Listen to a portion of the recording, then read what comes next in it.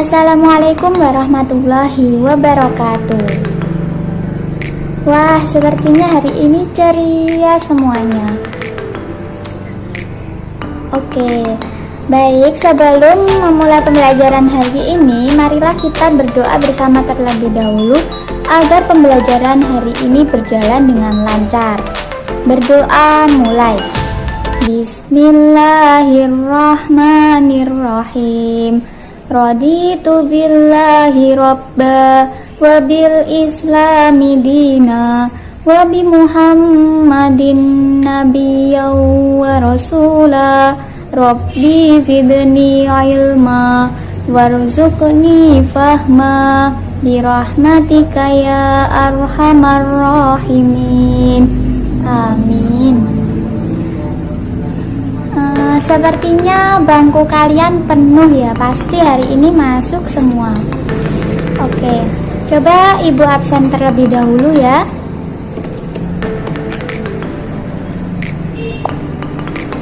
Novita hadir. Fahmi hadir. Fahri hadir. Rizka hadir. Oke, hadir semua ya hari ini. Alhamdulillah. Semangat belajar semuanya anak-anak. Oke, semangat. Sudah siap belajar ya berarti. Masih muda-muda seperti ini, kalian harus semangat belajar. Oke. Sudah tahu materi kita hari ini? Ya, materi kita hari ini adalah meneladani peran ulama penyebar ajaran Islam di Indonesia. Nah, setelah mempelajari materi hari ini, Ibu harap kalian dapat mengetahui teori masuknya Islam ke Indonesia. Yang kedua, kalian dapat menyebutkan tokoh penyebar agama Islam di Indonesia. Yang ketiga, kalian dapat memberikan contoh perilaku teladan kepada para ulama penyebar ajaran Islam di Indonesia. Metode pembelajaran yang Ibu gunakan hari ini, karena ini pembelajarannya sejarah ya, nanti kalau Ibu jelaskan panjang lebar, pasti kalian ujung-ujungnya ngantuk. Nah, oleh karena itu, Ibu nanti akan menggunakan metode penugasan. Nah, entah kalian nanti Ibu tugaskan untuk membaca baik dari sumber buku atau kalian bawa HP semua kan, nanti boleh kalian lihat di internet atau kalian nanti boleh melihat video-video pembelajaran lain di YouTube, dan kalian nanti Ibu berikan tugas di rumah, tugas individu di rumah. Nah, sekarang Ibu akan menayangkan video tentang teori masuknya Islam ke Indonesia. Simak baik-baik ya videonya. Video akan Ibu tayangkan berikut ini.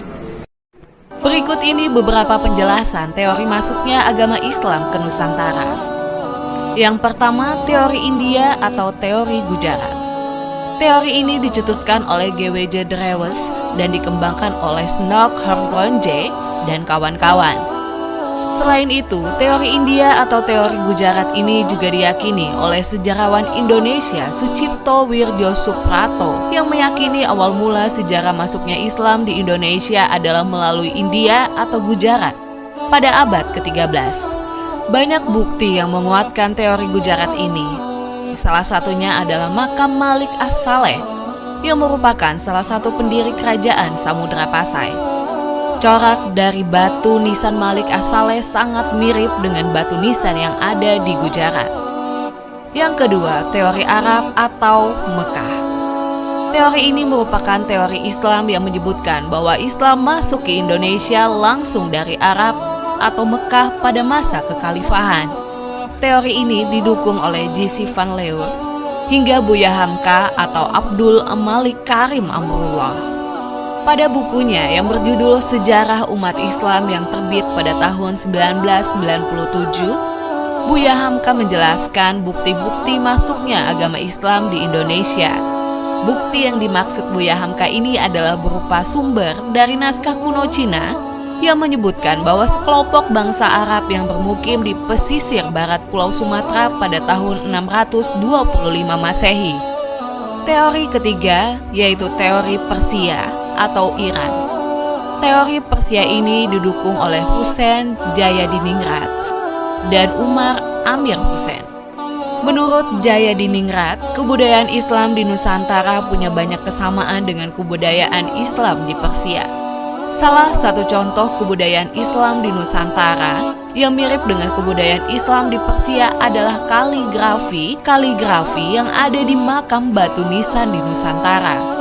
Juga beberapa ritual keagamaan seperti tabot di daerah Bengkulu dan tabuik di daerah Sumatera Barat yang hampir mirip dengan ritual keagamaan di Persia yang diadakan setiap tanggal 10 bulan Muharram. Yang keempat yaitu teori Cina. Teori ini yang menyebutkan bahwa asal mula sejarah masuknya agama Islam ke Indonesia berasal dari Cina. Agama Islam sendiri berkembang di Cina pada masa dinasti Tang, 618 sampai 905 Masehi. Islam masuk ke Cina sendiri dibawa oleh panglima muslim yang bernama Sa'ad bin Waqqas yang berasal dari Madinah pada masa kekhalifahan Utsman bin Affan. Dalam buku Islam di Cina dituliskan oleh Jane Aberli tahun 2004 menyebutkan bahwa relasi antara orang-orang Islam dari Arab dengan orang-orang di Cina terjadi pada tahun 713 Masehi. Masuknya Islam ke Nusantara juga diyakini bersamaan dengan banyaknya migrasi orang-orang Cina Muslim ke Asia Tenggara, terutama wilayah Nusantara, yang kebanyakan memasuki wilayah Sumatera bagian selatan pada tahun 879 Masehi atau abad ke-9 Masehi. Ada berapa teori tadi dalam video? Ya, ada 5. Yang pertama teori apa? Teori Gujarat. Yang kedua teori Makkah. Yang ketiga teori Persia. Yang keempat teori Cina. Dan yang terakhir teori maritim. Oke. Nah, kita masuk ke poin selanjutnya yaitu perkembangan kesultanan di Indonesia. Masa perkembangan agama Islam ini adalah kurun waktu pada saat umat Islam telah membangun kesultanan sebagai bentuk kekuasaan politik. Nah, sebagai contohnya yaitu Kesultanan Samudra Pasai di Sumatera Utara pada abad 13 Masehi dan Kesultanan Leran di Gresik Jawa Timur pada abad ke-11 Masehi. Perkembangan Islam di Indonesia ini semakin meluas dan berkembang pesat dengan banyaknya raja-raja Hindu yang memeluk Islam. Dengan demikian, terbentuklah kesultanan Islam di berbagai wilayah di Indonesia. Nah, istilah kerajaan ini menjadi kesultanan karena istilah raja berubah menjadi sultan. Salah satu motif para raja-raja Hindu itu memeluk agama Islam yaitu sebenarnya untuk mempertahankan kekuasaannya. Dengan demikian, terbentuklah kesultanan Islam di berbagai wilayah di Indonesia. Nah, istilah kerajaan ini menjadi kesultanan karena istilah raja berubah menjadi sultan. Salah satu motif para raja-raja Hindu itu memeluk agama Islam yaitu sebenarnya untuk mempertahankan kekuasaannya. Karena mayoritas rakyat Indonesia sudah memeluk agama Islam. Nah, kenapa rakyat berbondong-bondong memeluk agama Islam ini? Karena syarat untuk menjadi Islam yaitu sangat mudah dengan cukup mengucap dua kalimat syahadat, dan selain itu Islam tidak mengenal kasta. Islam juga dianggap sebagai agama pembebas bagi rakyat jelata. Bagaimana, dapat dipahami? Oke, alhamdulillah. Kalau begitu, Ibu lanjutkan ke poin yang ketiga, yaitu tokoh penyebar Islam di Indonesia.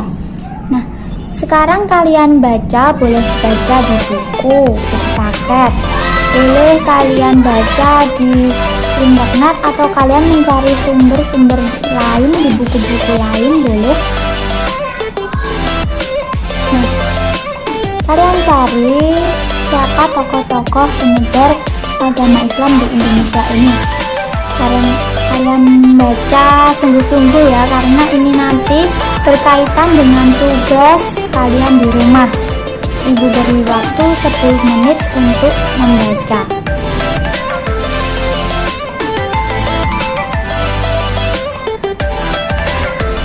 Dibaca sungguh-sungguh ya. Siapa tokohnya, bagaimana peranannya dalam menyebarkan agama Islam di Indonesia.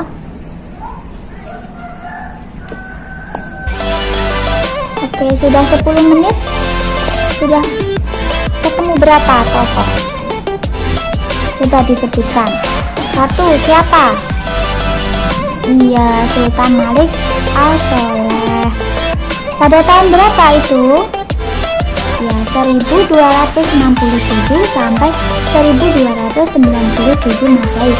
Selanjutnya siapa lagi? Coba, Dion. Siapa Dion? Siapa maksudnya? Siapa lagi tokoh penyebar agama Islam selain Sultan Malik Al-Shaleh? Iya, Sultan Ahmad. Berapa itu? Tahun berapa? 1326 sampai 1348 Masehi. Lalu selanjutnya ada siapa lagi? Iya, Sultan Alauddin Riayat Shah. Ini pada tahun 1538 sampai 1571 Masehi. Lalu ada siapa yang paling terkenal, biasanya kalian buat tempat ziarah itu? Iya, Wali Songo pada tahun 1404 sampai 1546 Masehi. Lalu ada siapa lagi? Sultan Alauddin, ada Datuk Tunggang Parangan, dan ada Sultan Zainal Abidin.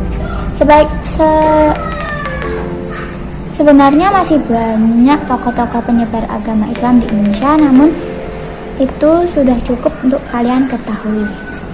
Lalu poin yang terakhir yaitu keteladanan para ulama.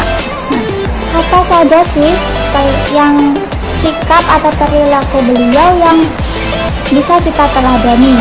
Perilaku yang bisa kita teladani dari para ulama penyebar agama Islam di Indonesia yaitu perilaku beliau yang hidup sederhana. Nah, para ulama penyebar Islam di Indonesia itu selalu hidup sederhana walaupun mereka bergelimang harta, berlimpah harta. Mereka selalu menyedekahkan semua hartanya